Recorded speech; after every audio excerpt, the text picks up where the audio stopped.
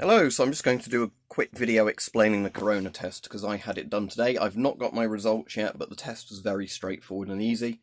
So hopefully this will explain it to people who are worried about how the test works. Now, obviously, this is only the test I've had done in the UK in my local area. It could really vary, I guess, what country you're in, what type of test they're giving you and all that. But how this one works is I didn't pre-book. You can pre-book and make it even faster, but I didn't do that. So we drove in, there was no queue. So there's basically lots of drive-in test centres in the UK, and the idea is you drive in your car, they take swabs from you, take some details, and that's it. So basically, I won't show you the barcode I gave me because that's unique to me, but what they do is they basically take your name, although for some reason they called me Liam Paul, not Liam Robinson, I don't know why. I suppose the woman looking at my licence didn't actually read the entire thing. Anyway, that doesn't matter, as you'll find out in a bit. So they mark which seat in the car you're in to actually, it's the person swabbing. I guess that's if there's multiple people in the car. I assume the middle seat's greyed out because you can't really test somebody in the middle seat. But basically, so they know which window to go to. So what they do is, because I haven't pre-booked, they direct you down one bit. They take your details, as I said.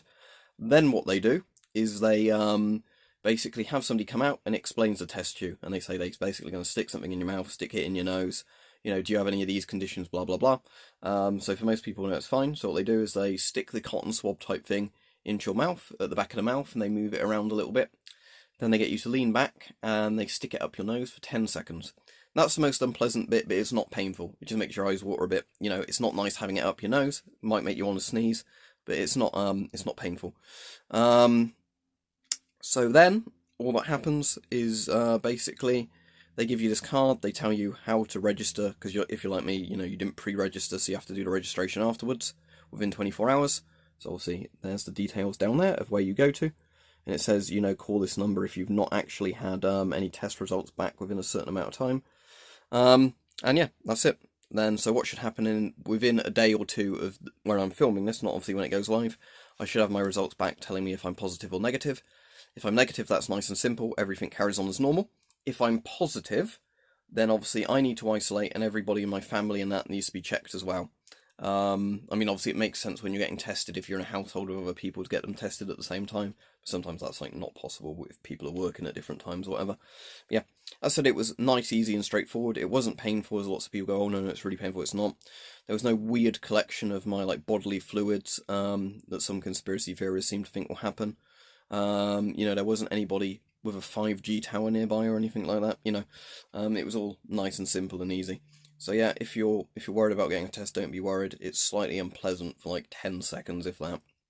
It's over. And if you're lucky like me, there'd be no queue even if you didn't pre-register. So I know in some places there are massive queues for the testing, but they tend to be doing them in big car parks where they can set them all out. It's well signed. There are people waving at you which way you need to go. Yeah, all nice and straightforward. So hopefully I come back negative. But yeah, the test, as said, was very, very straightforward. Nothing weird happened during it, and it wasn't, as much as it's unpleasant having something stuck to your back of your throat and your nose, it's not painful at all. It's just a bit weird feeling. So there you go. Certainly don't be afraid to get the test if you need it. But I'm sure there'll be some conspiracy theorists that think the test is maybe them doing weird things to you. I don't know. But yeah, it was fine.